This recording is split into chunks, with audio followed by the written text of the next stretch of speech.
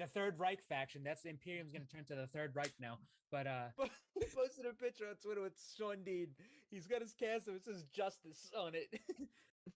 And then somebody says Hook is some fucking girl says on Twitter, Hook is what? Stokely, I hate your bald ass so much. And then Big Stoke on Twitter goes, wow. Who will pay for his crimes? It was confirmed that there was a forearm fracture which required a cast. I am distraught.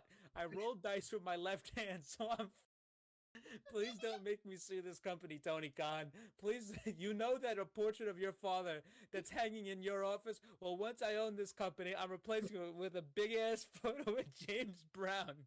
Yep. Every time you see the Godfather of Soul sweating in drug-fueled rage at the Apollo, you're gonna think of me. Sounds pretty miserable, bro. Do the right thing. Punish this little bastard Hook and write me a fat check. By the way, here's a photo of me with my best friend Al Sharpton. It means absolutely nothing, by the way. Blushing face. But somebody tweeted, he tweeted, Hook is a piece of shit. And then somebody tweeted this. Some woman, I dated a 5'8" guy who taunt every jack. Oh wait, I dated a 5'8" guy who taunt every jacked. 6'3" bro he met until they pulled their first back to beat him up. Whereupon my ex would go, hey, come on. I'm a little guy. I'm just a little guy. No, it's just also my birthday. I'm a birthday boy. It somehow always worked. And then Stokely just quote tweets it. F you. Tony Brown, but who the f***'s in the background? It's Hook. It's fucking Hook. And then he's getting twerked on by some fucking broad. My t-shirt money is now in the ass crack of some fucking stripper. So thanks, Hook. But I don't. But Jesus Christ, this is the greatest fucking thing I've ever seen. Clip it. Oh, but actually, hey, it worked out in the long run. I actually do hope they make another season actually, because I would love to see the American Dragon on Total Bellas start memeing on John Laurinaitis. You have live footage of John Laurinaitis in his living room calling somebody in his underwear saying, "Hey, bud, you're fired." What did Max Caster say about me? Like I'm embarrassed the fact that I'm hosting a post show for this crap. I'm proud of you, Carl. I love this. We did our Valentine's Day post of Hooked on You, but it was mainly for Jamie Hayter and only Jamie Hayter. It's not right. It's not right. I'm trying to build an account and we get this bullshit on the account. Great. But so follow a simp account. Okay. Okay, but here's the thing, because those people, this is networking. This is we actually networking. follow. You got it was a business decision. It's a business. It's a business. You have to follow these people. This is like following. If you want a stan account, you got to follow the other stans. And when you get big, you get rid of them. You get rid of them after that. It's over with. I open up our Instagram and the first thing I see is Pro Wrestling Simp, and I'm like, what is this? I don't look at that. I don't look at that stuff. Decision. It's a business decision because that guy promotes us, and then when we don't need him anymore, we toss him aside. That's what happens. Yeah, well, we got go fucking slap it on a t-shirt and continue to use the move forehead. Unpretty. This guy just say fucking forehead. What? This guy say forehead. Yes, I did. You think I fucking wouldn't catch that? You think nobody on this program would catch that? But I did. For weird. You almost didn't. For weird. Let's be honest. You almost didn't. Weird champ. Weird champ. This is what we resort to here. All right. Next up. Unbelievable. Five head. Next up, we have. Why people happy? Pagu.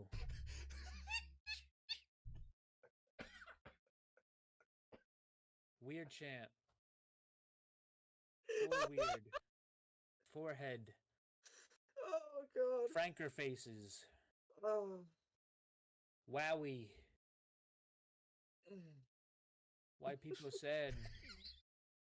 What else? Look at how red my face is. What else we got? Let me go on Twitch right quick. Okay. Why? Why do people happy? Keck W, LOL W, XQCL. All right.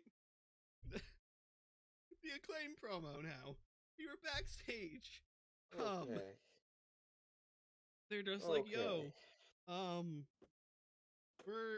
it's not gonna be a triple. It's not gonna be a Yo, normal. dude, we're gonna do a fatal four-way. Poggers, bro. Thanks for the fucking God. bits. Fuck, damn it! Jump off a roof. Well, they just lost Gunther, so I don't know how that is gonna survive. But what's it called? But the Third Reich faction. That's the Imperium's gonna turn to the Third Reich now. But He posted a picture on Twitter with Sean Dean. He's got his castle. It says "Justice" on it.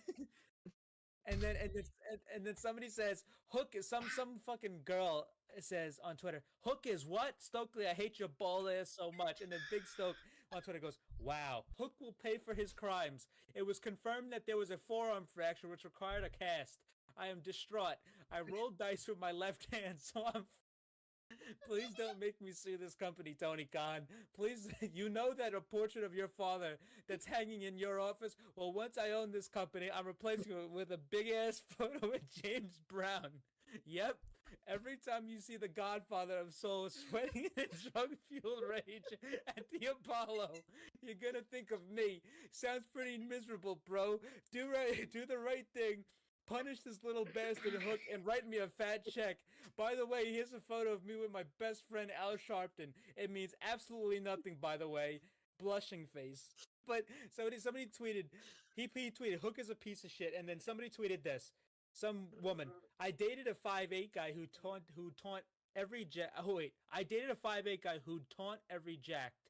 6'3" bro he met until they pulled their first back to beat him up.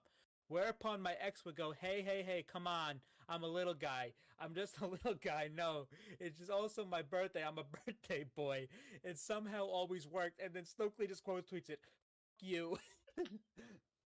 Tony Brown, but who the fuck's in the background? It's Hook. It's fucking Hook. And then he's getting twerked on by some fucking broad.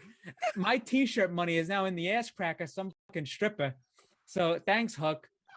But I don't but Jesus Christ, this is the greatest fucking thing I've ever seen.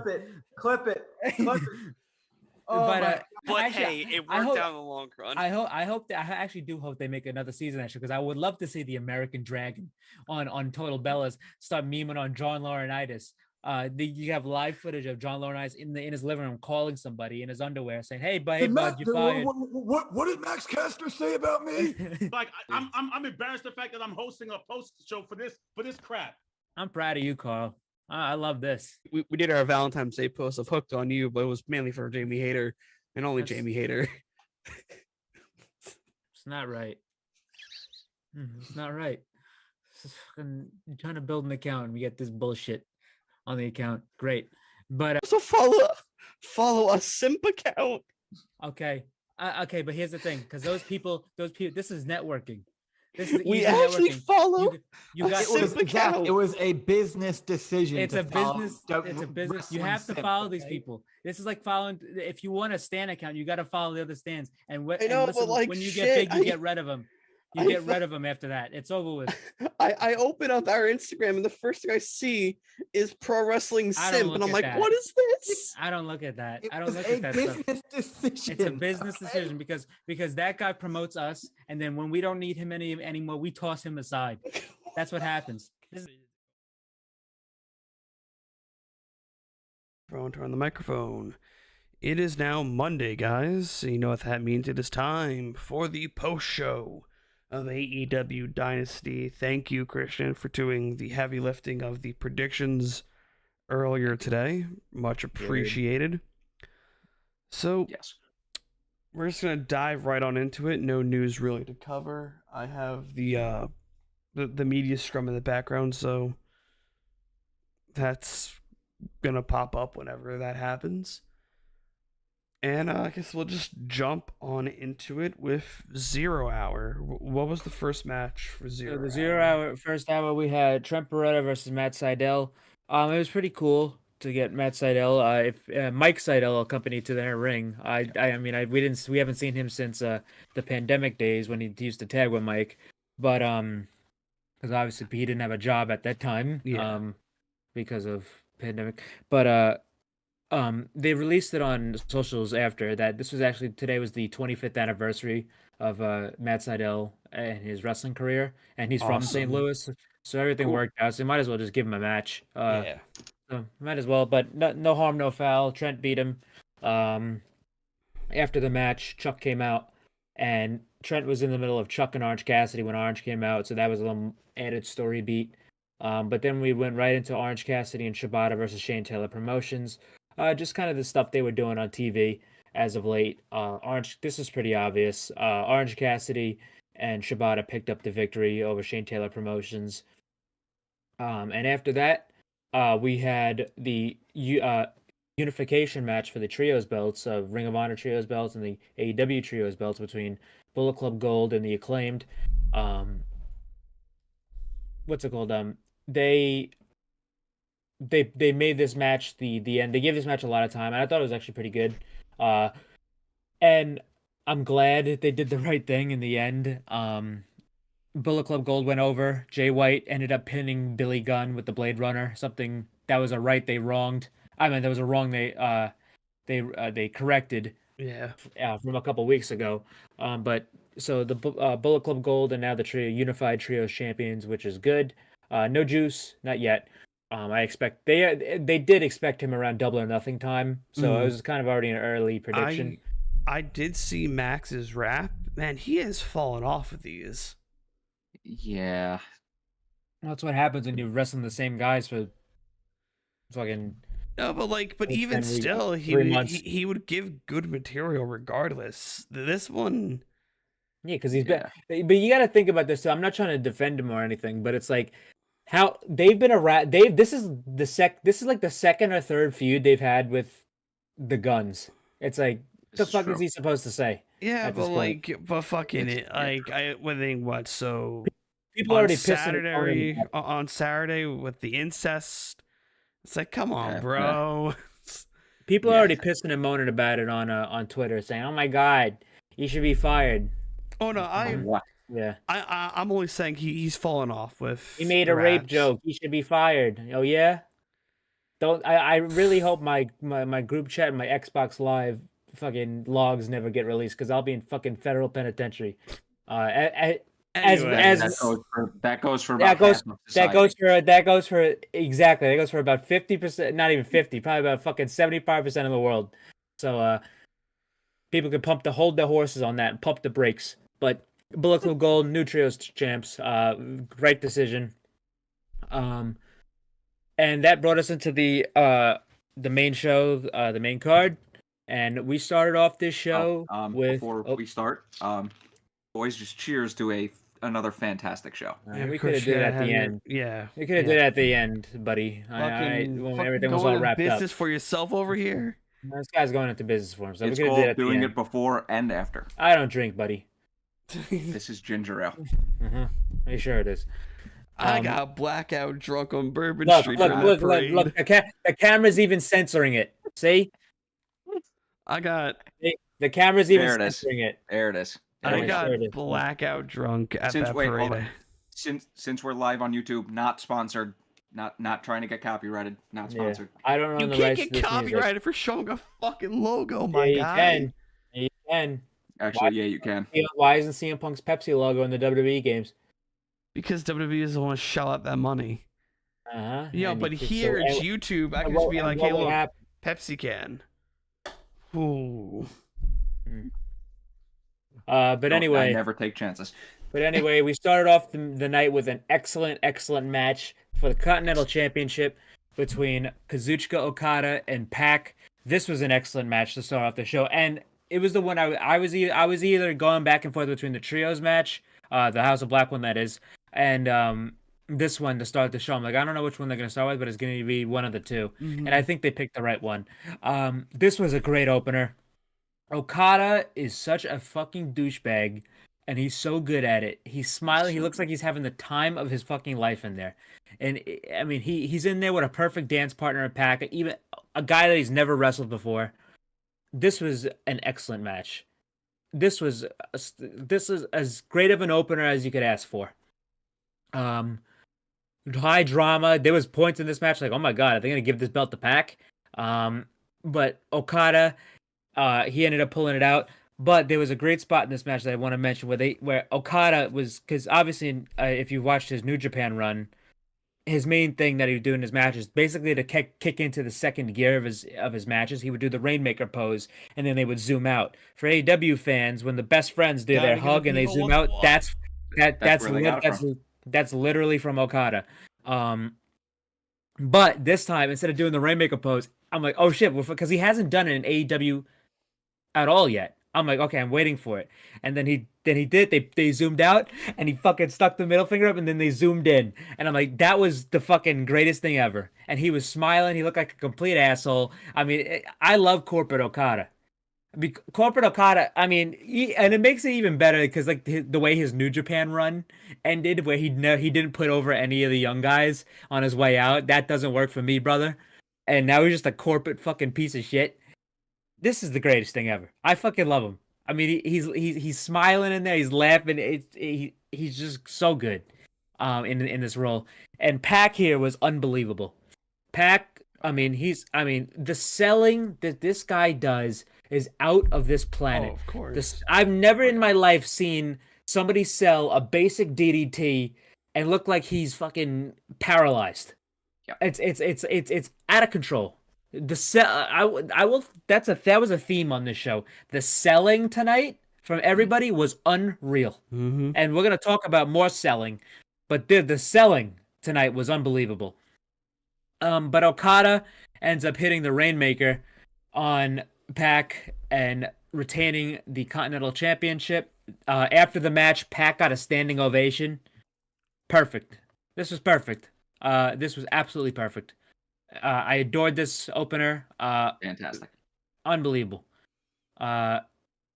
Next up, we had the trios match between Eddie Kingston, Mark Briscoe, and Adam Copeland versus the House of Black. And this was another fucking excellent match. This was another great match. And never in my life did I think I'd see Adam Copeland, Eddie Kingston, and Mark Briscoe on a team doing a PWG style match. But here we are. And it was great. It was a fucking great match. Mhm. Everybody got their shit in. Everybody looked good. But the story of the match was Malachi and Adam Copeland. Malachi didn't want to touch Copeland. He didn't want to. He didn't want to touch him. He didn't want to get in the ring with him. They avoided each other the entire match. Even when Brody King needed a tag and he was about to tag into Malachi, Malachi jumped off the apron. So he didn't purposely tag into Malachi to fight Adam Copeland. But everything here was great. I mean, Brody, they look great. Obviously, Mark and Eddie as well. But the story really is here between Malachi and Adam Copeland. The finish of the match came for Copeland was about to spear Malachi, but when Malachi turned around, he gave him the black mist to the face. He hit him with the end, and then he pinned him 1, 2, 3. This is Malachi has pinned the TNT champion. This is absolutely going to get him a title match. If I was them, I'd wait to do it until Double or Nothing. I think Oh, of Malachi and Adam Copeland should be at Double or Nothing. Yeah, it's kind of a ways away, but I think you can build to it. They even teased the build on Collision, saying he wants to reveal the dark side of Copeland. I don't know. With the black mist, it's gonna. Yeah, I try don't to know what do that that. entails. If it's gonna be like Brood, Adam Copeland, or like when he started the Judgment Day, that type of Adam Copeland, or something new. Or full But- on rated R Adam Copeland. Yeah, that or if it was up to me at Double or Nothing, Malachi would beat him, and win the TNT title. That's what I would do. But I could see him if he's gonna do this new character. I fail to see why, they would beat him, if he's doing like a new type of character. Mm. But I mean, we've seen that before where some guys have done that and they get beat. But I would have Malachi beat him at Double or Nothing for the title. I don't think Copeland's gonna have a long reign. He can do a couple weeks worth of open challenges on Collision and Dynamite, and then he could drop it at Double or Nothing to Malachi if he wants.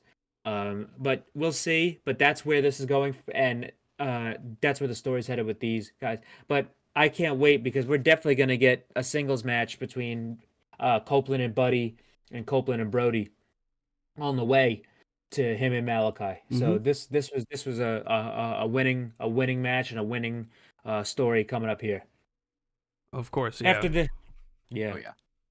After this, we had the TBS title match between Julia Hart and Willow Nightingale, and this was another very good match. With the house rules being that Sky Blue and Chris Statlander were Chris barred. Statlander were barred from ringside, and that came as a surprise to Chris Statlander.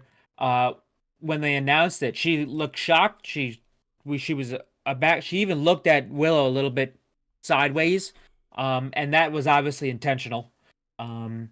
We still don't know who attacked Mercedes. I'm going off the assumption that it was Chris Statlander, with the influence of Stokely Hathaway, but she did look sideways at Willow when that was announced. But she gave her a hug anyway and sent her on her way. But the match was fine. Match was pretty good. No interference from Sky Blue. Everybody was banned from ringside. They honored that. The match was good. Except Willow for looked like it was Stokely. short. Stokely was technically at ringside, but on commentary. Yeah, but it was short. It was sweet. It was fine. It went about like 6 minutes. Yeah, that was surprisingly short. It was short, but I understand why, because Julia is legitimately hurt. She was dealing with a shoulder injury. She got hurt in the match with Layla Hirsch like a week ago on Rampage. So they had to get the belt off her, and if she was able to wrestle tonight, they might as well just do a short and sweet, get it off of her, and that's it. Which good for Julia. And I give my props to Julia. I never thought Julia would be a champion in this company this soon, and what she has become and how improved she was. Like, I remember watching her as cheerleader Julia. I'm like, she's like a fucking bottom tier, lower mid card girl. But here we jobber. are. But here we are. I never expected her to be the champion in the first fight, and she had a really good reign for herself and for her skill level at this point. But Willow, it was her time.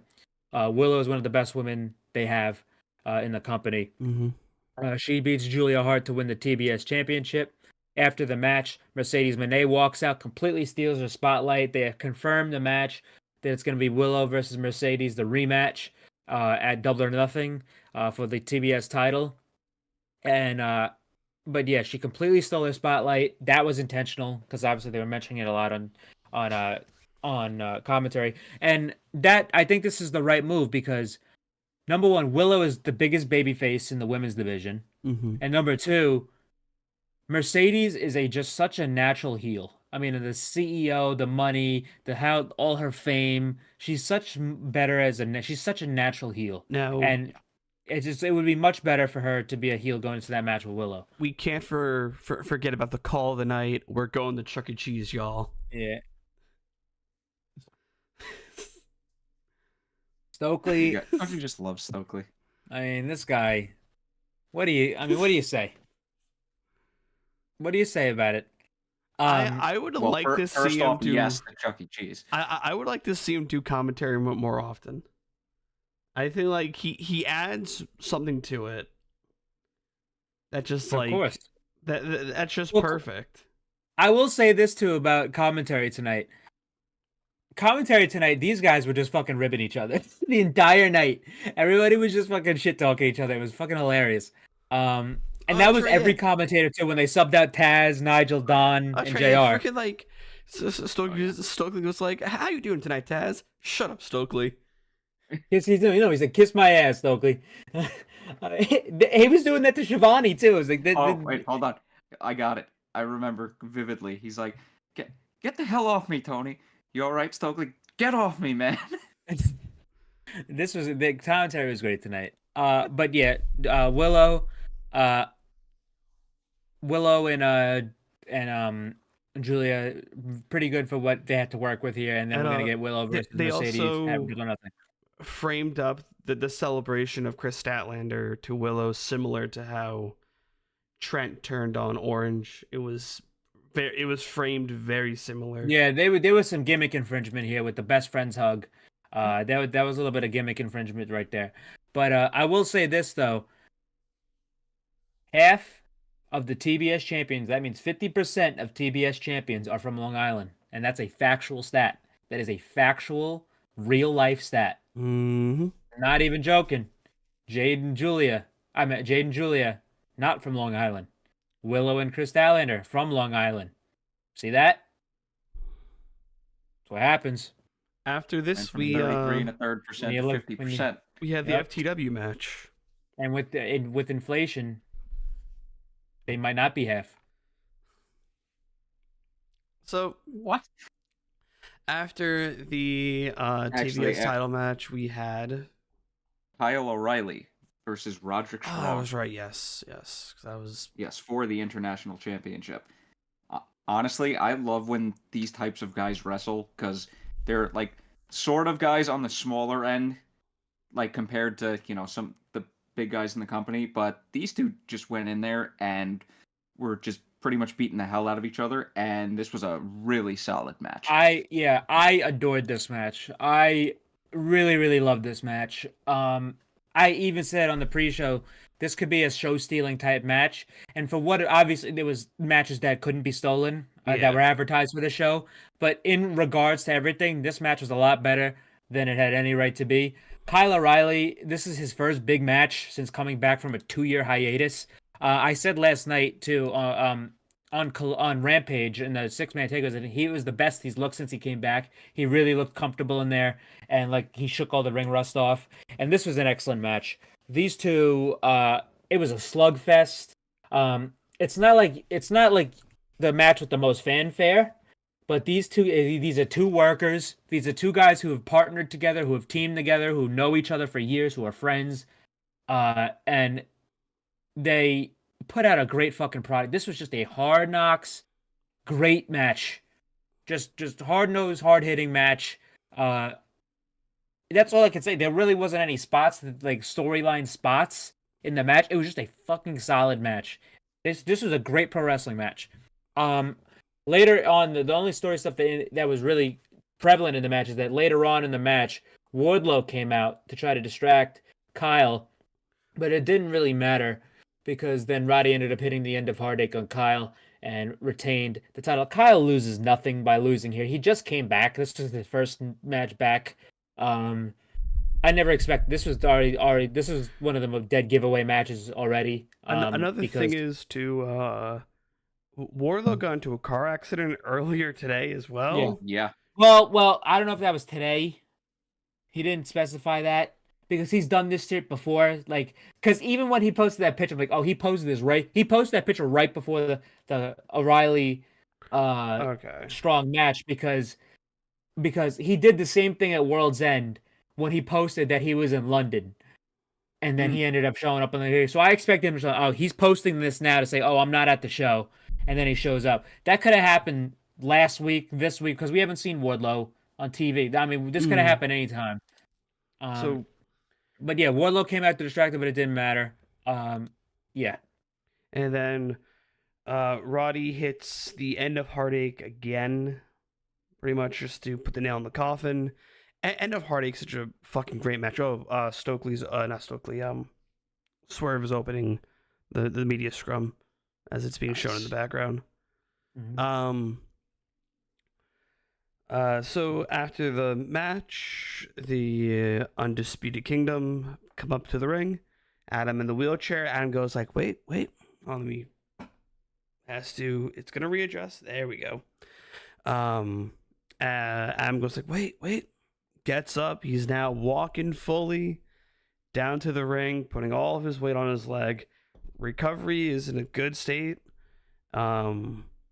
He should have went full Kevin Nash. Just No, had the freaking thing. No, there was a great line from Excalibur and Taz. Taz goes, "It's a miracle" when Adam Cole stands up. It's a miracle that he's even showed up because he's doing post game stuff on Rebirth. But anyway, but he said it's a miracle, and then Excalibur goes, "Well, that's just. I mean, it's really just time and surgery." Oh yeah, and surgery and time. it was really just time and surgery. But all right. But when Adam gets into the ring, he kind of gives Wardlow the side eye. Yeah, Massively gives Wardlow he was looking at that guy like he was shit on the street. I mean, he looked at what I mean. This was extreme. This couldn't even get more intentional. These and on purpose. motherfuckers need to He stop was putting Wardlow into the groups. He Well, was giving. Go ahead. I'm gonna say, well, he was looking at this guy like, oh my fucking god, this guy's a worthless piece of shit. And that's where we're going here. And yeah, I mean, but to be honest, even with the group's conception, with how fucked up it ended up being, because MJ had the two fucking main characters in it were fucking died midway through. I thought to be honest, I think this is probably where they were going from the start, and then it's gonna get us to Wardlow and Adam Cole, and then Wardlow will probably end up beating Adam Cole in a feud. But Yeah, because obviously the first Mission State promo was like, this guy's gonna win the title handed to me. I'm like, yeah. And I just want to mention this on Wardlow's car accident tweet. The words he used are very, very intentional. He says, the devil's been doing everything to stop me lately. Still hasn't learned he can't. And then he says, banged up, I'm a lot. And then he talks about the car accident. The devil has been doing everything to stop me lately. Still hasn't learned he can't. Adam Cole hitting runs here. Well, this wouldn't be the first time where Adam Cole has tried to run somebody off the fucking road. He did it to Kyle O'Reilly in NXT, and he got arrested. This would be the first time. This is right. I mean, Tama Tonga just did it. He just fucking there was attempted vehicular manslaughter on SmackDown, so it wouldn't be. I mean, it's a pro wrestling thing. It's like fucking Rikishi. We were talking about. I did it for The Rock. Oh yeah. And then on fucking 2 days later, Tama Tonga tries to fucking kill Kevin Owens. I did it for Solo. Who's working for The Rock?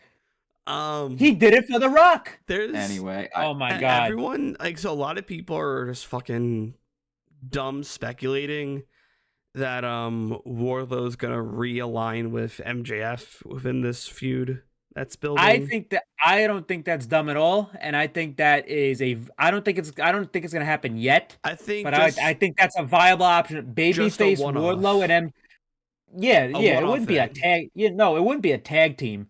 They obviously still don't like it. Wardlow's not going to end up liking MJF or trusting. But the enemy but the enemy of my enemy is my friend. Yeah, and it would actually be pretty cool to see a babyface MJF and a babyface Wardlow say, "Hey, listen, we got to fuck this. We got to put a difference to the side. We both got fucked over by this guy." Has been a babyface since he dropped his own pipe bomb. That's not true. That is not true. He was not a babyface during that Pillars feud. He was not a babyface. People were still cheering him. Yeah, because he's MJF and he's gonna get cheered regardless if he fucking shoots a fucking baby in the front row. He's like, it's the CM Punk effect. Punk can do whatever the fuck he wants nowadays, and people are still gonna cheer him. It doesn't matter. Doesn't. Yeah, Tony Storm was like a heel, obviously during this time thing, but she's so good at what she does. Actually, not even forget about Tony Storm. Swerve Strickland was trying to invaded the home of Hangman Adam Page and fucking terrorized his infant child, and people cheered him. Does it matter? Are included in that. Yeah. Does it matter? It doesn't. I just realized this. The guy just fucking won the world championship to a massive ovation. This guy less than a year ago is trying to fucking terrorize an infant and a new father with home invasion. Does it matter? That was less than like 4 months ago, if you really think That's about what I'm saying. That's what I'm saying. It does. Put under the bridge. I mean, it happens. Sometimes, you have to do a little bit of a home invasion. It happens. What I was gonna never hurt nobody. What I was gonna say about Adam Cole's side eye, it was one of those where it's just like, motherfucker, I know your deepest, dirtiest secret, and nobody else does. That was the kind of side eye that he was given. Yeah, nice awkward silence. Yeah. Well, hey, when I am looking at Twitter, and also my brain is pretty much fucking fried. Even though it was an hour difference, I watched my brain after a Rangers playoff game, so my brain accustomed to being an hour behind in like 3 days. So I'm still tired. His Kids li- skill issue. Kids I li- also kids got living in the pa- blackout drunk the first night. kids living in the past. I am. Literally. Imagine. I was- Anyway, we had yeah. We had after this we had Hook we versus had Chris Hook Jericho. versus Chris Jericho for the FTW title. FTW rules, so that means falls count anywhere, no DQ. And obviously, people are not going to like the result of this match, which I saw coming from a mile away. Which I don't understand why people are so fucking up in arms about what happened. This was pretty obvious to me. But the match itself was fine. It was a fine street fight. It wasn't anything special that you haven't seen a before. lot of people. It was a regular. It was a regular. So TV match. many spots could have went wrong. Jericho could have legit died. Yeah, I will say that Hook. You could have said that about a lot of things tonight. Yeah, I will say that. I will say about the T-bone off the apron to the table, through the table. I thought that was perfectly done by Hook. Hook deserves a lot of credit for that spot because that spot could have gone horrifically wrong, but Hook did that. Hook had control of that spot, and the way he maneuvered him, and he hit that table perfect and safely. I thought a lot of props to Hook there. That's very, very good stuff to see from a younger guy like that. But yeah.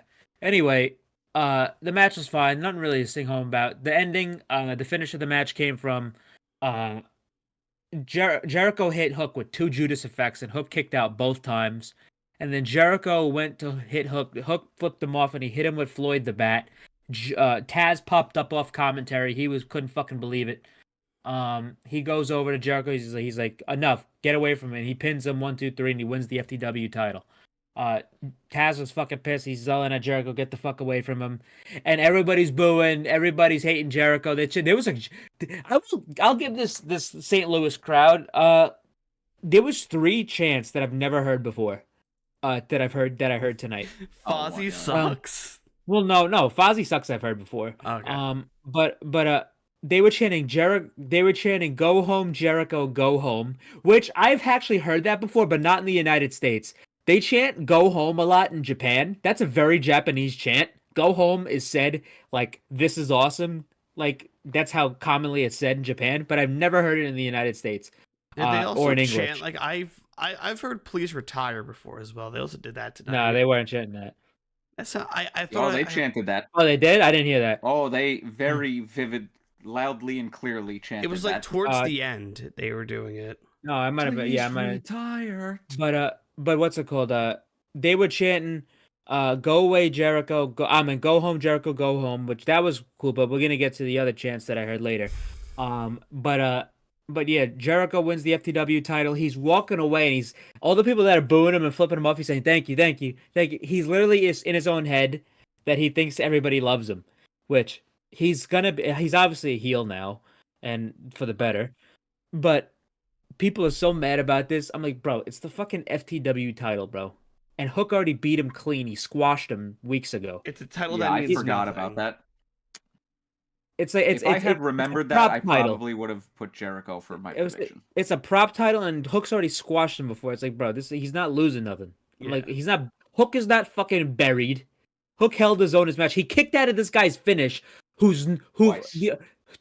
Who's John Moxley's the only other person to kick out of the Judas effect in the company. Hook kicked out of it twice. That guy's not buried. Let's calm down. I know people hate. I know people hate Jericho, but like, I mean, it's not. I mean, it's really not that fucking big of an issue. It's really not that bad. Let's get into the better. It was nothing.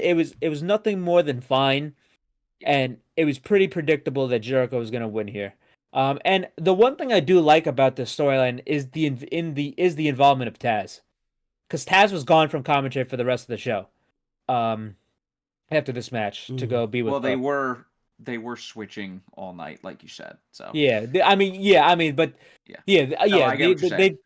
every. But this was literally like a perfect spot for him to switch. Usually they just switch just during video packages, but this one was like an enforced switch. But Jericho wins the FTW title. That's one thing I like about this. It made a lot more sense. Yeah. Taz being a part of this is probably the best part about it. Because I love Taz. But yeah. Fine. After this, we had the AEW Women's Championship match between Thunder Rosa and Timeless Tony Storm. But Thunder Rosa came out. She looked really cool with Yeah. the mask on and the old Aztec type gear she had on. Tony looked like fucking Casper the Friendly Ghost. Because she Yes. had like that powder. I mean, I've seen this stereotype before, and like with old actresses, like the powdered like face where it's like they look fucking white. Like her hair was white, she was wearing all white. She was with Luther and Mariah. But this was a very very good match. I really enjoyed this match. These two were working really hard. This was the best Thunder Rosa's looked. And when you think of Thunder Rosa before she left to deal with her injury, I mean, those final matches of Thunder Rosa were not very good. And you could really see how bad her back was and how horrible that injury was affecting her during that time period. But she is all the way back now. She has never looked better. I thought Thunder Rosa was excellent in this match. She was really, really good. Obviously Tony as well, because Tony's one of the best. I mean, Tony, there was a lot of heat coming into this match because Tony's promo last night on Collision was one of the best women's promos I've ever seen. Especially Tony from Tony. It was Tony's best promo she's ever cut. But the match was fucking great. Halfway through the match, Diana Purrazzo came out to prevent Mariah May from interfering. Luther got decked again. He That also guy's got kicked in the dick, it looked like, as well. yeah. Well, this guy. I mean, Luther just gets fucked up. I mean, that's what he's there for. So, but yeah, this was a very very good hard hitting match. I really enjoyed it. The finish came from Tony. Willow's up. Yeah, I see. Well, I'm just also I'm just going as we go. Yeah, Tony ended up the finish came from Tony ended up kicking Thunder Rosa, giving a low blow to Thunder Rosa. At least this wasn't as bad as the NXT one where there was a fucking match thrown out by DQ because of in a women's match because of a low blow. I'm like okay, but this one the ref didn't see it. Thunder Rosa was it was a hard kick, and then she hit her immediately with the fucking Storm Zero. So and that was the second Storm Zero she took in the match, and that's ended Thunder Rosa's night. Tony retains. That was obvious. But yeah, very very good match between these two. I really enjoyed this. And that's probably going to be the end of Tony and Thunder Rosa. I think it'll probably end up spinning into Thunder Rosa and Deanna now. They could have their own feud. I think we're going to be or they could end up doing the triple threat that I thought we were going to get here. But Tony could be getting another challenger soon. in the form of Jamie Hayter, probably. I don't know because Tony doesn't really have any obvious challenges yet. We don't know when Jamie's coming back. We're just spitballing. I would like to think Double or Nothing.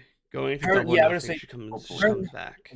Jamie or Britt Baker is probably going to be what it is. As much as Mike hates Britt Baker so much. Because Jamie should be coming back imminently. Britt should be coming back imminently. If they're not ready, if Jamie's not ready, which we still have no indication that she is, but that would probably be the match. And if she is, they've been hiding it really 100%. Well. Yeah, it would make sense to go through Britt first. Yeah, to be honest, I'd rather have him do Britt first at Double or Nothing, and then because and that's I don't know if I'd do that at Double or Nothing because it's like when is Double or Nothing again? May 26th. Yeah, that's just over a month. Yeah, so I don't know. But that's the thing I'm saying is because she doesn't really have any viable opponents, and the thing is I wouldn't do Jamie until Wembley. Yeah. Well, what you could do is you could give Jamie time to work her way back up, and not just like throw her right in because the rankings, whatever, they could throw her in, and plus at Forbidden Door, whoever she races at Double or Nothing, it has to be the end of that because at Forbidden Door, that's the only match we know about at Forbidden Door right now. It's fucking 99% confirmed she's gonna wrestle Mina Shirakawa. That's gonna happen. Hear me out on this one. So you do like the small feud build with her and Britt into Double or Nothing. You have Jamie come back at Double or Nothing. You finally have pretty much Jamie essentially kick Britt to the curb, finally, in this case. Because it wasn't really fully done yet, where she kicked her to the curb. And I was just going to suggest something, but then I forgot All In comes before All and Out. I'm not saying you lead this to a triple threat at All In. Fuck that. I say you just make it clear that Jamie is going after Tony. You do solidify Jamie officially disassociating from Britt. Well, I think there's going to be a triple threat regardless at all, and it's not going to be with them. It's going to be Jamie, Tony, and Mariah. Yeah, two women from England. That's something I'm okay with. But I'm saying, just well, overall, like you Mariah, essentially just solidify though Jamie disassociating. Yeah. If Jamie's not ready, because I don't really care about Jamie. If they bring back Jamie and Britt and they're together, I really don't give a shit. Even if they're separate together, I don't care. But what's it called? I don't know. Jamie's due for an actual solo singles run. Yeah. But Jamie though, because I don't know if they want to bring Jamie back. Obviously she lost to Tony. It's not like a case where she didn't lose the title; she had to give it up. But there has to be a one and done before Forbidden Door. Mm.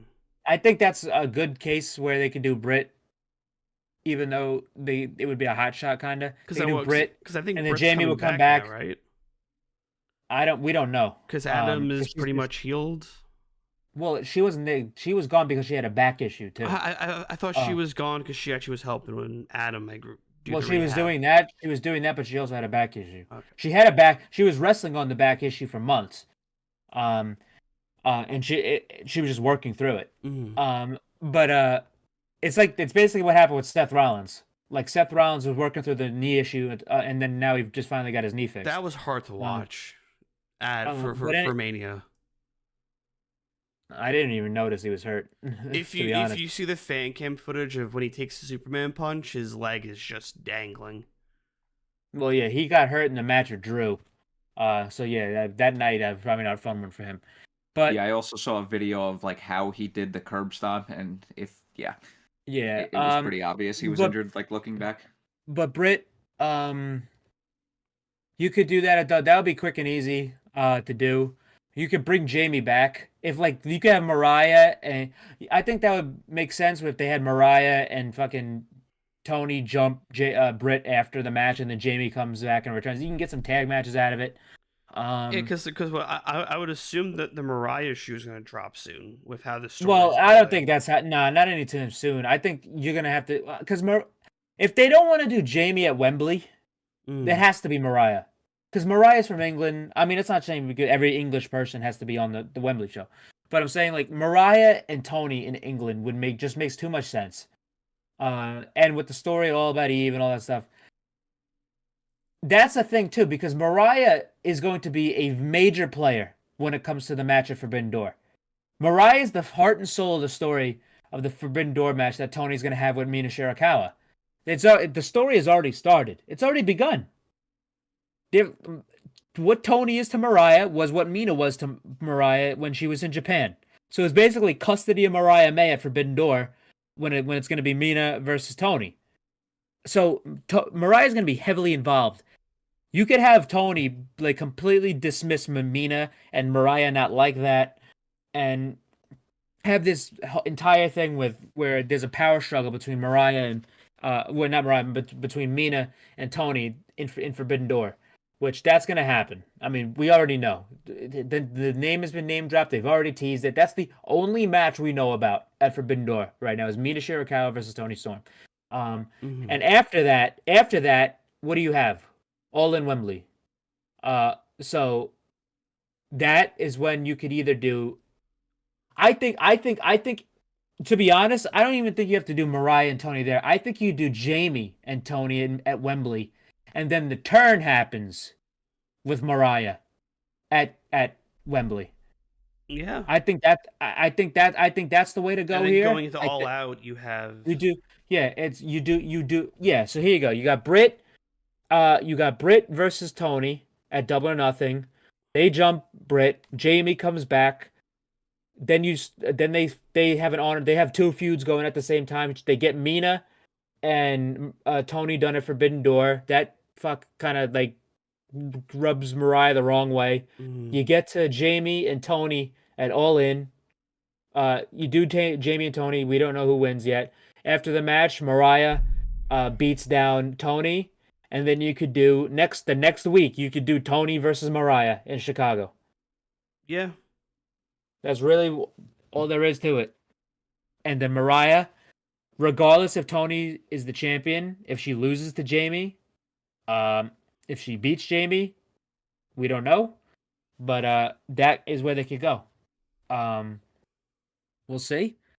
But yeah, because obviously Statlander, Willow, Mercedes, they're all going to be involved in the TBS stuff.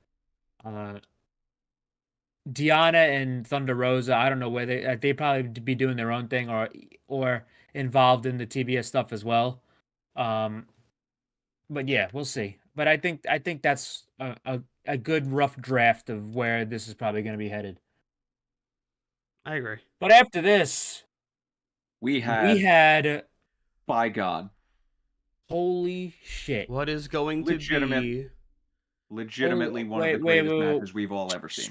Swerve just revealed that he has his own line of sneakers coming out from Nike. Yeah, and he gifted shit. a pair to Tony. That is fucking sick, dude. They're called Pressure Ones, dude. That's That's unbelievable. That's They look like I always, Jordans. yeah. That's fucking crazy, dude. That's sick. But anyway, this match here, what we're about to talk about next, Chef's kiss. the best. I don't know. I don't know Meltzer's where to gonna start. give this one like he's gonna About no, fuck 70 that. billion stars. Fuck that. Give him the galaxy.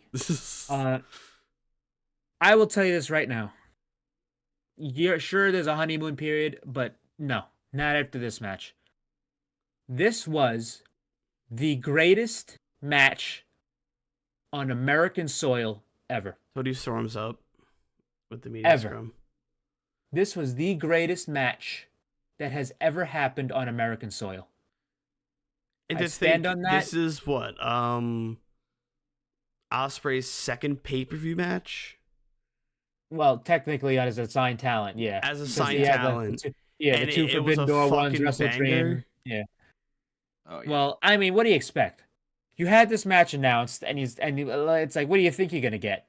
Fucking what? Heat for 15 minutes and then a finish? No.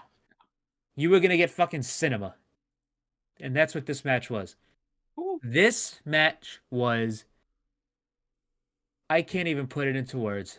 This was Unbelievable. there's nothing that's gonna top this year. Spectacular. There's no fucking conceivable way that this match Sensational. that this match gets topped this year, unless fucking Will Ospreay and fucking Kenny Omega and Bryan Danielson and fucking Okada say, hey, we're gonna get in the ring and do a 4-way, and we're gonna wrestle for 2 hours. I don't know. There's no conceivable way that this could be topped. I don't know if this is gonna be topped in fucking 10 years from now. This was one of the greatest matches I've ever seen. So we're saying this, but watch at fucking All In, they're gonna top it. No, I know, I get that, but with Bryan Danielson, the greatest, in my opinion, the greatest American wrestler of all time, and then you have Will Ospreay, the greatest British wrestler of all time, European wrestler, whatever. It's The time, the place, the moment, the situation that these two are in, I can't even describe how fucking unbelievable this match was. If you are a fan of, if you just watch WWE, if you just watch New Japan, if you just watch TNA, if you don't watch AEW, you need to owe it to yourself to go out of your way and watch this match. Spend 32 minutes of your life watching two fucking goats go to work. Fucking, like the Oz cutter into the Psycho knee. Oh, Oh. listen, Oh, I'm not even getting Oh. into the spot. I'm not even getting into the fucking spots yet. This, And he just to connected preface with it too. I'm looking at the I just replay. Oh, yeah. I just want to preface this though. Before we get into all the spot shit, because we're gonna be getting into that. Don Callis may be the greatest worked promoter of all time. He made Jericho and Omega happen, which caused the genesis of AEW. He had Mhm. Ospreay and Omega. He's had Ospreay and Fletcher, Ospreay and Takeshita, Ospreay and Danielson now. He is the greatest worked promoter ever. He's literally a worked promoter. He's fucking saying it on commentary. He's not really making the matches, but he's responsible for them. He also got like "fuck you" Callis chants. He's like, "Ah, yes, my fans." Yes, Hi. but I will say this though. In this match, there was another. This is the second one of the chants I've never heard before in my life. They were chanting. This is how fucking great this match was. They were chanting, "We're not worthy." Yes. They were chanting, "We're not worthy." I had the same reaction to this to the first time I heard "Fight Forever" during Sami Zayn and Nakamura back in 2016. I'm like, what the fuck are they saying? They're chanting, "We're not worthy," and I'm like, what the fuck am I? Osprey's up on I- Scrum. I was by the end of this match, I was out of breath. I was out of fucking breath, and I'm sitting on my couch watching these two fucking go at it. And I listen, we're gonna get to the spot stuff now. As Zach and Mike mentioned already, Fucking Psycho knee. the Psycho knee, So the good. cutter into the Psycho knee, which clipped him, was unbelievable. There was an excellent spot. Just chain wrestling. They were just chain wrestling to the point where they ended up doing flips and shit. They like fucking Brian did Osprey did a kick flip off of Brian's back. I'm like, what the fuck? There was one where Osprey like did a kip up with one hand upside down. I'm like, what the fuck is he doing? Then the spot He's that I something call else. He's an alien. the spot that I'm calling who has the fastest quick time event between the Psycho knee and the hidden blade. Who can hit their button the fastest? Well, before that, do not even talk about that. I don't want to talk about the finish yet. No. I'm talking before the finish. It was when it was building up to it. Yeah, I don't even go anywhere near the finish yet. But before the match started though, it got the same reaction that Arthur Ashe did the first time with Kenny and Bryan Danielson, where there was a holy shit chance before they even touched. The crowd's on their feet before they even touched. Everyone's clapping. That was so cool to see because I was there for the first Arthur Ashe match with Danielson and Omega, and I will still never forgive Ticketmaster for that. and I mean I remember that atmosphere, and it was the same thing here. But the one spot I loved and the psychology of this match that was really cool is that Ospreay went for one of his kick, like his springboard flip things, and Brian hit him in the liver with a kick, and leave it to Bryan Danielson to be like, all right, what body part are we gonna sell this match? Oh, let's do the liver. It's like, guy, and he was giving him body punches the entire. He was working the body of Ospreay.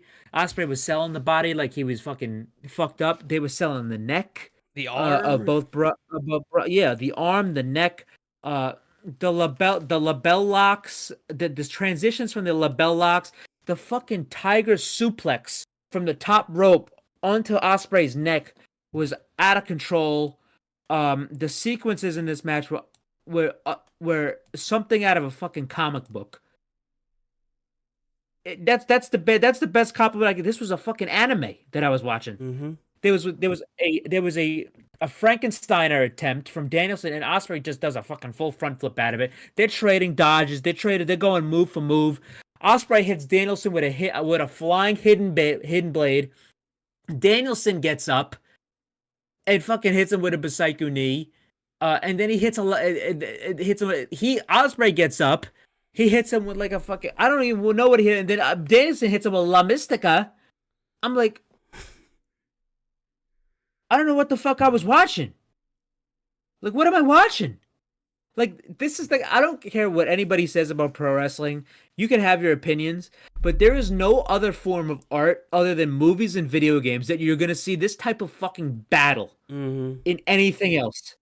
Yes. You could pick anything in motion, at least. Not, I'm like, obviously you see battles and books and stuff, but in motion, besides video games and movies, you're never seeing anything like this in anything else. This and the best thing about that is these guys got one take, and these guys are communicating between themselves, and they have a whole fucking crowd right there with them. You don't get that in a movie. You don't get that in a video game. You get that in real fucking life, and that's what happened here. It's just like even like just mentioning the going back to like the closing, like getting close to the end. You had legit like who can hit their finisher first and who can hit the quick time event the fastest. I was thinking the same thing. If you've ever played the game Injustice: Gods Among Us or Injustice 2, it's a fighting game by NetherRealm Studios, the guys who make Mortal Kombat. It's with DC characters like Batman, all them. It's like basically a DC Batman, Superman, Flash, all of them. Like it's like a Justice League fighting game with all these DC characters. In the game, there's these things called clashes. So basically, when you get to a certain part in the fight, and you have like meter, like if you played fighting games, you have meter. You can wager your meter by like saying, oh, but you don't know how much your opponent wagers. So if you wager more than your opponent, you win the clash. But the way the clash looks in the game is you have one guy on this side, one guy on this side, like Batman on this side, and you have the Flash on this side. And they say something to each other, they look at each other, and then they run at each other, and then it does a slow-mo of them hitting together, and then you find out who wagered more and who wins the clash. That is what they did for this fucking finish. And I couldn't fucking believe it. I could not believe even before when Ospreay was in the when Ospreay was in the corner doing this and Brian was in the corner doing the yes chants, I got fucking chills because I knew exactly what they were doing. I'm like, oh my god! And it's like, so normally during Ospreay matches and Brian, you don't know what the finish is going to be, but I'm like, this is the finish. This is it. This is it. Ospreay's gonna run at this guy and do the diving hidden blade, and Brian's gonna go and try to hit him with the Psycho. This is the finish. Whoever hits their move is going to win this match. They fucking run at each other. Ospreay nails him with the fucking hidden blade. The hidden blade. He gets him up with the Storm Driver. Oh, Storm Driver. Which is the Tiger Driver 91.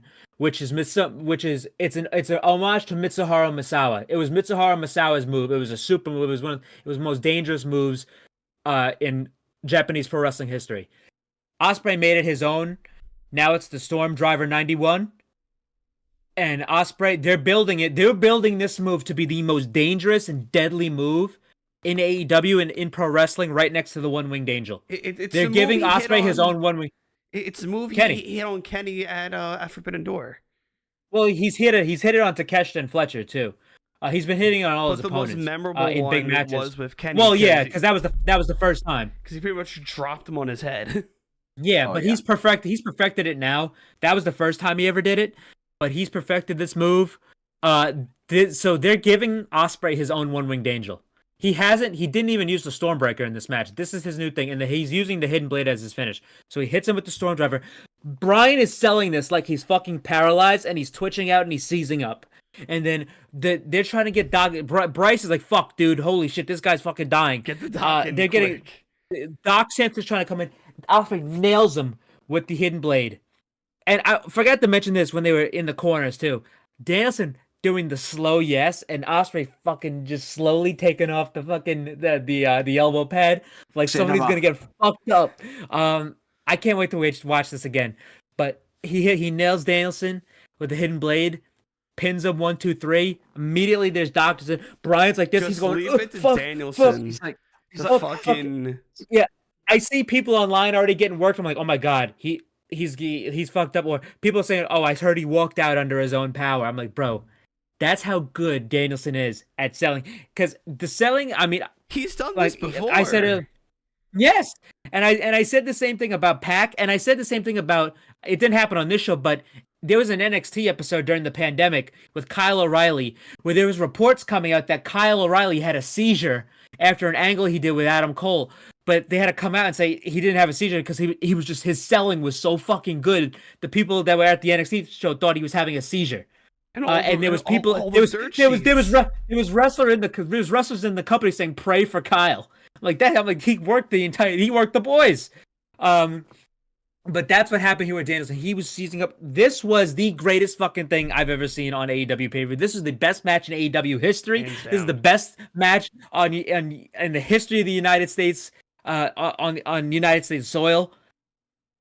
I'm gonna watch this again when I wake up. I just downloaded after I go to the gym because someone dropped the full match on this is downloaded on my PC now. If you have a friend that has never watched pro wrestling before and you want to show them a match, this is your match to show them. Mm-hmm. This I can't even believe it. But fuck everything I just said. They're turning this into this is probably kayfabe. Ospreay has officially retired the move, the Storm Driver 93.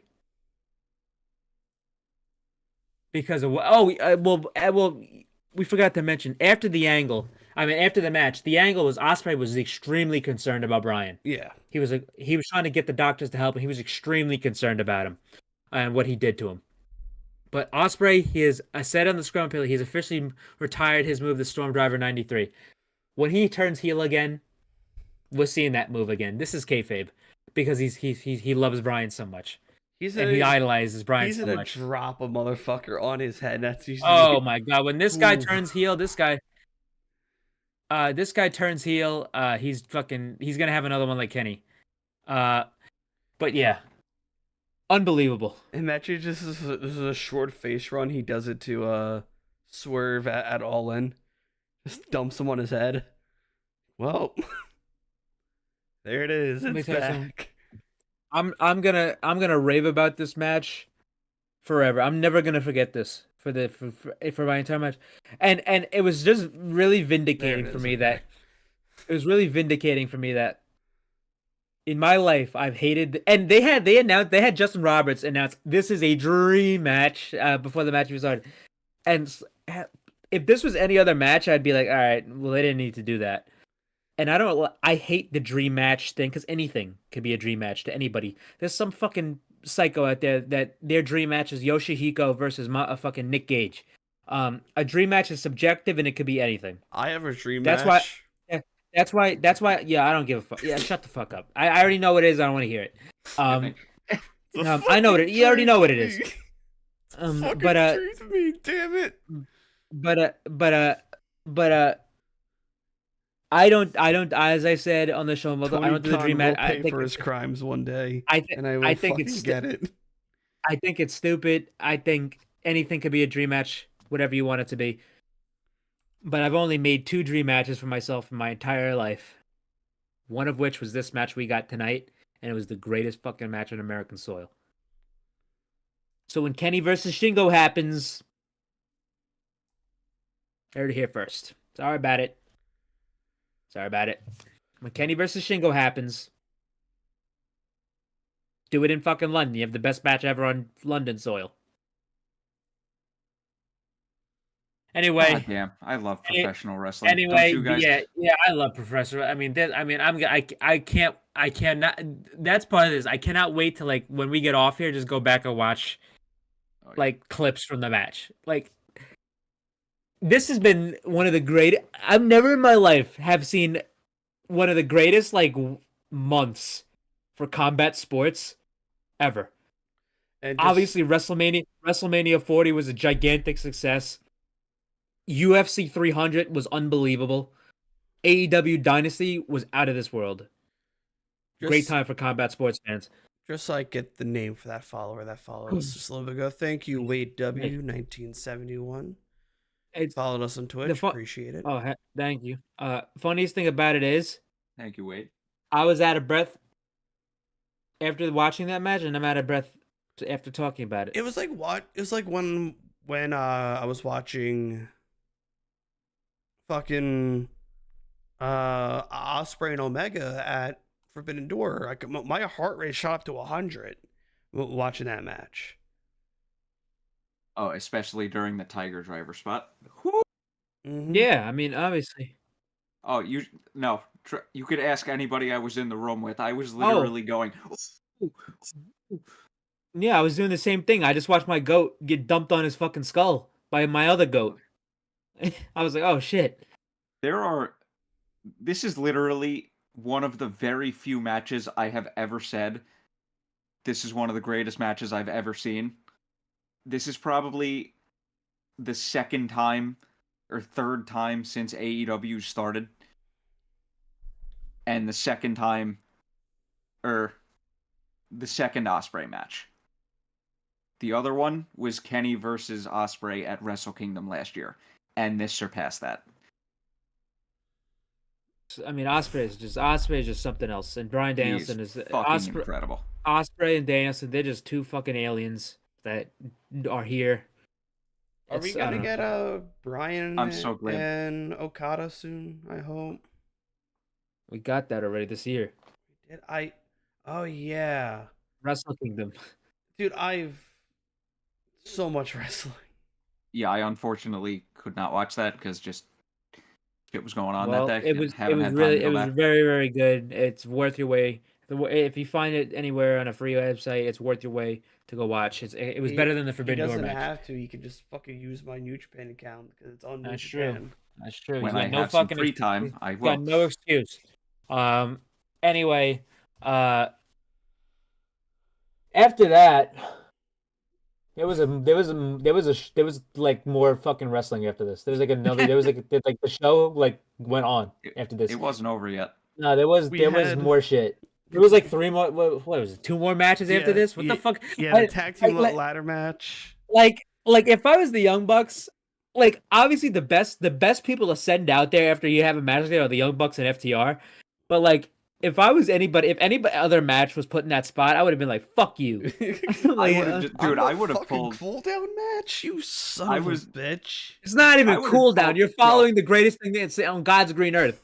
Bro, I would have pulled a fucking Triple H from WrestleMania 18. Just go, you're gonna make me follow that? I don't know what the fucking follow that. But listen, if you want to follow that, you fucking follow a ladder match with the two best tag teams in the world. And they did a pretty damn good job. They did. And after this, we had the Young Bucks versus FTR in the vacated AEW tag title ladder match. This crazy shit, Egg. This was an excellent match. I'm not even gonna go spot for spot with the ladder spots, but there was some kooky shit that went on here. These guys were fucking each other up, boy. Oh Lord have mercy, these guys were fucking each other up. Dax was busted open. He was bleeding a gusher. Oh yeah. I'd like to kind of jump towards the end because. Before let's talk about the match yet. But I really enjoyed. I mean, because the Young Bucks, in my opinion, are up there with the greatest ladder match performers ever. Oh, of course. Like up there with the Hardys, Dudleys, Edge and Christian, fucking Young Bucks, and Young Bucks are absolutely one of the greatest tag teams ever and ladder match performers ever. Even the Briscoes as well. Their ladder wars in Ring of Honor, and I'd even say the Motor City Machine Guns, which they're on their way. A lot of people thought they were going to be seen tonight, but they were actually at a Canadian indie. Yeah, I found that out like 5 minutes before the pre-show. I'm like, oh shit, all right. I thought it was going to be one of the old school AEW pay-per-views where they bring out a new signing and have them sign the contract right there. But that could literally be next week. But yeah, I thought the match was great. I was really scared for Matt Jackson was nearly killed in this match twice. Because there was the pile driver on the ladder that fell off the fucking barricade, and then there was the table spot where Matt went ass first through the table and then whacked the back of his head on the LED guardrail. I'm like, Jesus Christ. Cash got fucked up in this match a lot. Nick and Dax they got fairly spared, even though they got fucked up a lot too. Cash doing the tope like trying to hit Nick. I love that shit. He I flipped loved right through the fucking table. Cash's tope is so like fucking like 'Cause Cash's tope Because he's a is like so good. It's like because he's not. It's not like He's doing Darby's it tope normally. where he's like a missile. He does Like Darby's like a this. missile. Darby's like a missile. Ray Phoenix and like Santos Escobar, they dive at you like the Mexican wrestler or Lucha Libre dive. Fucking this guy's just running like a bat out of hell. It's just, I'm gonna get through these ropes somehow, and he's like jumping on it. He's like diving on a side, and he just fucking and he's like he just launches himself. But yeah, I mean Jesus Christ, this was great. But as Zach was saying, later into the match, I want to talk about how. So there was a. I just want to mention one last spot. There was a great power. They did the powerplex on the ladders. That was awesome. Like, towards the end, because now FTR was about to win the titles. A guy comes in wearing Dollar General Sting mask, and I love how like I love the way commentary sold it. But if this was a fan, he wouldn't even touch the ring with the 2 security guards they had. Cheesecake would have fucking sent this guy into an early coma. Cheesecake would have fucking, oh, dude, forget it. Cheesecake was in the ring too. It was Cheesecake and the bald white guy, right? That I caught him? No, it was one of the newer guys. It wasn't the bald white guy that we know of. But it was Cheesecake and because I newer was about guys. to be like, if it was Cheesecake and the bald white guy, dude wouldn't even have touched the ring. No, that guy would have been fun. But this was really cool. This was really cool and funny though. But so obviously this is how all yeah. That was the most predictable thing in the night. Jack Perry. There's a ladder match. FTR is getting fucking pushed off the ladder by Jack Perry. That's exactly what happened here. Too. So they grab this guy in the corner, and then they take off the mask, and it's Jack Perry. You can already see him smiling before the mask is off of him. You can already see, but I love the shit-eating grin with his fucking little beard. He's just fucking cheesing. But the best thing about this was the security guards, Cheesecake and the other guy were like, God damn it! They back off, and they're like, oh fuck, wait, you work here? Oh shit, all right. Kind of work here. He was counted as trespassing. Yeah, he was trespassed. The guy he's gone under contract. So and then you got Nick Jackson like, oh shit, he's Pog champion, and then he grabs the titles down. The EVPs, the Young Bucks, they win. As Jack Perry leaves through the crowd chanting, "Oh, cry me a river," and he does this. He's throwing up gang signs. He's throwing up the elite signs, and then the Bucks are like, "What the whoa, dude? Holy shit, the elite!" So yeah, no. So Nick was like, we don't do this anymore. No. They were happy. They were like, oh shit. Because he was part of the because what's it called? They did the thing on Collision. It's very obvious. They did the thing on Collision. Pac, FTR, and Daniel Garcia. They had 4 against Okada and the Bucks. They have a 4th now, and that's Jack Perry. He's gonna be part of the elite. The scapegoat is going to be part of the elite. The crowd chant, "Oh, Crime River." Oh, and I forgot to mention the third and final chant that I've never heard before that was uttered during tonight was in this match, and they were chanting, "Please be careful," to Dax and Nick that were on the ladder. That was awesome. But yeah, this was great. This was a winning segment, and I mean, Jack came back a bigger star now than he did when he left, and so mission accomplished on that front, which we all thought that was going to happen after the reaction he got at New Japan Windy City Riot. But yeah, mission accomplished when it comes to Jack Perry, and I'm very, very happy that he's back, and I can't wait to see what he does. And I love and the fact that they're gonna have the Bucks, Okada, and Jack as a fucking unit. That is money. Ooh, can we make an early prediction for Blood and Guts this year then? The Elite versus FTR and Motor City? Is that possible? I don't know about Motor City. Maybe Pac and Garcia. Because they've. Maybe. I mean, when is usually Blood and Guts? Let me see. AEW Blood. September, October. Let's see. I forgot. Blood and Guts history. Here we go. Okay, it's usually. Oh yeah, that's right. It's usually in May and June. Because I remember, yeah, because the Blood and Guts, the first, the second Blood and Guts was literally the week after Forbidden Door. Like I would it's so like s- to think the first one was May 5th, and then the last. Oh wait, okay, wait. First one was May 5th. Second one was June 29th. Third one was July 19th. So we're around the time. I would like to think we would get like the Motor City Machine Guns and FTR versus the Elite going into Blood and Guts. Maybe it could be. I don't know if your they want idea to. of Pac and Garcia, but I Yeah. think But I'm saying about the Motor City Machine Guns. I don't want them to be thrown right in to them and the I Bucks get yet, that. because they should like. Yeah. Because they're gonna win the world Yeah. tag championships one day, and I guarantee it's probably gonna end up being from the Young Bucks. I don't think they should do it yet.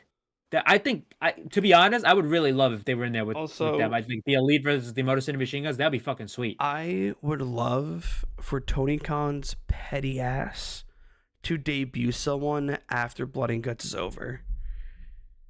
Like, you put up like the kind of like the copyright graphic at the bottom, and you had a little overrun, have someone debut or come back. I want Tony Khan's petty what? ass just to mimic. For what? I don't know. No, Do that's something. That's not a mimic. That's No. not really a thing. Well, no. I want him to do something because he's very petty right now, and we can all admit that he's. Sure, but there's no reason to do something like that, because that wouldn't even matter. No, he could just like poke fun at how CM Punk returned. But they've done that before already. I've done returns before at the end of shows when the fucking. No, but I'm talking about in this case just to make fun of CM Punk's return. A whole so many because who cares? months later. Tony Khan fucking cares. Move on. No, move on. That's stupid. Move on. It's over. You brought mission accomplished. You already brought Jack back. It's over. Fucking move on. Nobody wants to hear about that shit anymore. It's over. Tell and that's Tony the thing Khan too. that. Because that's it. Because it's Tony Khan's petty self that would do it. Well, that shouldn't just not need to be happening in June and July. Shouldn't be. And that's the thing too. Debuting who? Just for the fuck of it? Yeah. That's already happened on AEW. That's already happened in every pro wrestling company. That wouldn't be mimicking Punk. Punk being brought back to WWE at the end of the show. They mimicked All Out with them bringing in Bryan Danielson.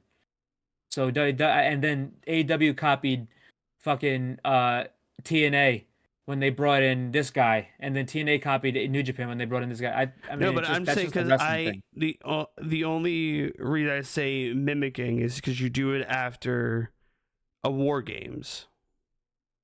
That'd be pretty much. But who though? That wouldn't make I don't sense know. for anybody. Pick a roster of free agents. No. Let's Bring back do Matt stuff Hardy. let's do stuff. Let's do stuff on television that makes sense, and has logical stuff behind it and improve storylines. Not just to do fuck of it because fuck Phil. That's done with, and it should be done with. It's over. People need to move on. I don't think we're done with it just yet. I think old Tony Khan's got one more in him. For now, we should be, because that would be pretty pathetic at that point. I feel like showing the all-in footage was his response. And that's all it should be. There's obviously going to be references because of Jack but it's not going to be as fucking ham-fisted and in your face as it was. Once again, God, I hope with the footage. But no, that would be stupidity. Anyway, after this, we had the main event of the evening. It's time for the main event. And we had, for the AEW World Championship, Swerve Strickland versus Samoa Joe. Swerve came out looking like fucking Eric Killmonger. He looked great. His jacket was... Yeah, it was a tribute to Jimmy Rave. So Jimmy Rave, if you didn't know, he passed away about a year and a half ago, 2 years ago, I believe. I believe it was a year and a half, 2 years ago. I thought it was during the pandemic. It might have been. It was recently. But Jimmy Rave was an older Ring of Honor guy. Back in like 2002 when Nana formed the embassy, because that's how old 2021, yeah. That's how old the embassy is. When Nana formed it, Jimmy Rave, Nana managed Jimmy Rave, and that was Jimmy Rave's ring jacket. So that was a really cool thing because as much as of a moment this was for Swerve tonight, it was as big of a moment for Prince Nana because he's never really had a big break as a manager until now with Swerve. And he's in the main event he's now with the world champion. So as big as it was for Swerve, it equal to as big for Nana. But the entrance was so cool. The bodysuit of like Eric Killmonger was really cool, and it makes sense to do Killmonger for Swerve because he's ex-military. And if you know anything about Eric Killmonger for Black Panther, he was an ex-military guy. But Swerve looked great. Joe obviously just came out. He's just Joe, because he's fucking him. But the match was great. They worked this match like a real big time pay-per-view main event. It wasn't everybody obviously knows nothing was going to touch Danielson and Osprey. Yeah. Couldn't happen. But yeah, this was an excellently worked match by these two guys. Great main event match between these two. I loved how they worked the arm of Joe. Swerve worked Joe's arm. That was the catalyst for him to be able to get out of the coquina clutches and how he was struggling to do the muscle buster. He gave Swerve a muscle buster, and he kicked out. I think the only other person to kick out of the muscle buster was MJF. He gave Swerve a power slam on the concrete. Swerve hit multiple Swerve stomps. He tried to hit he tried to hit the big pressure. But he couldn't get him up. But I loved the finish. I thought the finish of this match was great. Swerve jumped over Joe when they were both on the top rope, and then he powerbombed onto the floor. Joe was trying to get him up, but then Swerve, he brings his hands up. He brings the entire crowd up. He's starting to cry because obviously he knows he's better win the title. Then he does the Swerve stomp. He pins Joe 1, 2, 3, and Swerve Strickland has finally been coronated. He is now the new AEW World Champion, and I couldn't be happier for the guy. The first black AEW World Champion, not the first black AEW champion. First black AEW World Champion. Which that's great cool. moment to cap off a great night. Yes. They're gonna they should. They're gonna feed into that as they should. In my opinion, like I don't really give a fuck about that. I care about Swerve because he's an unbelievable worker and an unbelievable talent and character. Swerve also has a new shirt that says "Whose title?" Yeah, it's like I hope they don't. I hope they don't do that shit too much because Swerve. I mean, him being the first black champion, that's really cool, and that's a great accomplishment for Swerve because he's always going to be the first. That's a great accomplishment, but like. He's a fucking great athlete. He's a great wrestler. He's a great promo. He's a great character. He's such a special talent, and the way he got over so organically, that's much more important than any of his skin color. And that's just my philosophy on a lot of things. I mean, that's the last fucking thing I care about. But this guy, when he came into this company after he got cut by WWE, when they didn't know what to do with him. When it was late Vince era booking, when Hit Row, they fucking just completely blew it up on the main roster. I even said back when he was in NXT, I'm like, this guy is special, man. This guy, I mean, he is destined for so much more. And if you go back to the Revolution show, post show that we did, for Revolution 2022, when he debuted and signed the contract on the stage with Savani, I said, this guy will be the world champion. I don't know where, I don't know when, but he's going to be a world champion one day wherever he goes because he is that special of a talent, and you can mark my words on it because but to me, I didn't think it would be this soon. I didn't think it would happen like the way it did. But he has completely exceeded my expectations. The guy went from a great tag team, unlikely tag team with Keith Lee, a great tag run, to an unbelievable heel, to forming a great group in the Mogul Embassy with Prince Nana, having one of the best managers in pro wrestling, going to do a death match with Hangman Page and having one of the best matches of the year and one of the greatest death matches of all time, and then changing it to a great babyface, a top babyface up until up until tonight for him to go win the world championship. I couldn't be happier for Shane Strickland as a person. The guy is fucking fantastic, and I mean, obviously, he even said when he got signed, he could be a crossover talent for this company. Look at all the rapper friends. Yeah, he's friends with all the stuff he's doing outside the company. He'd be a great world champion. Well, And that he is now confirmed, and I can't wait for the era of Swerve Strickland. This was the right move, the right decision. I thought this was fantastic. to quote like Cody Rhodes, like he went from undesirable to ungoddamn deniable. Yes, he did. He put in the work. I mean, he was recognized for what he did. The crowd got over organically, Mm-hmm. and he got over by having unbelievable matches and being an unbelievable character. That's really look how and if you really do like a retrospective of Swerve's the past year of Swerve, this generally like literally actually kind of happened a little like faster than Yeah, usual. just to piggyback off of what you said, Yeah. I think the initial was a match short and media stream. overall feud with Hangman accelerated this. Yes, I'm about to say that as Yeah. well. That's what I was alluding to. That match happened in what September? No, November. That was that Full Gear. Was, yeah, Full Gear was in. Their initial match, I think, was Wrestle Dream, right? Oh yeah. Oh yeah, yes. The Yeah. feud, but I'm talking about the death match. Death match yeah, was in yeah. November. Yeah. They were already going to push Swerve. I didn't think they were going to give him the world title off of the push. They were just I remember because if you go back a year, Swerve wasn't even on TV or getting singles matches. And I was like, I wanted Swerve in more singles matches, and then they ended up giving him this feud with Hangman, and then he was getting this, and then I'm like, oh, finally, good. Swerve finally gets he can finally show his stuff at Wrestle Dream with Hangman in a high caliber singles match. He finally got one because he didn't get them that often. And then ever since then, we hit the ground running. The death match, and obviously, as Mike said, I completely agree. The death match was so fucking unbelievable that this accelerated the entire process where it came to the point where then the Nana dance got over and he started becoming a babyface. It's like, you got to put the title on this guy. You have to put the title on this guy.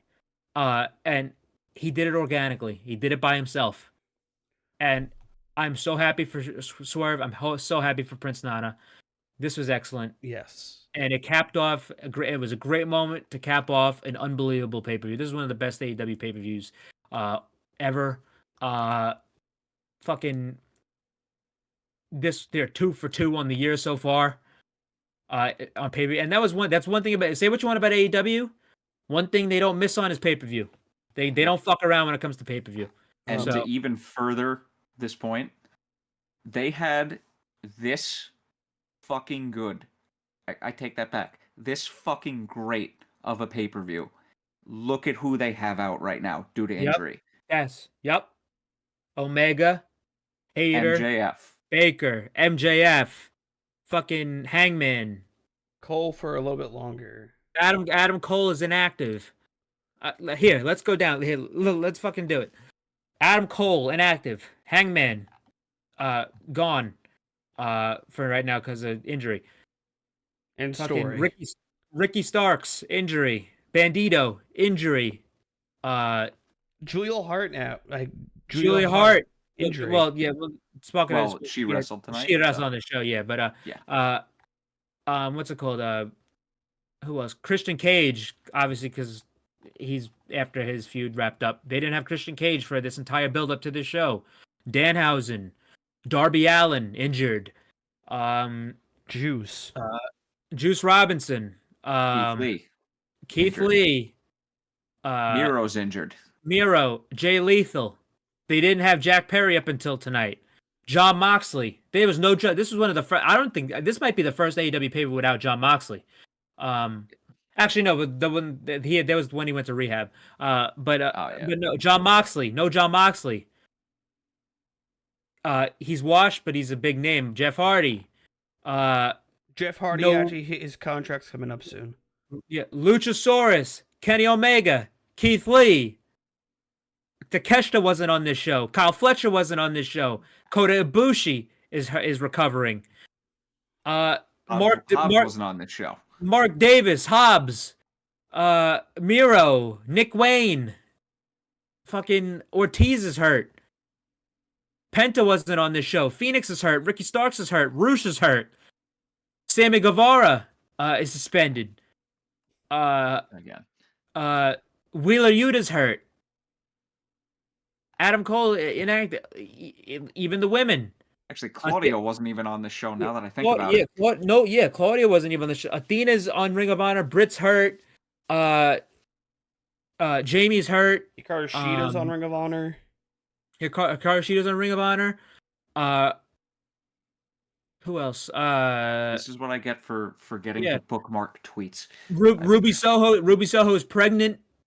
Ty Mello, she should be coming back soon. But yeah.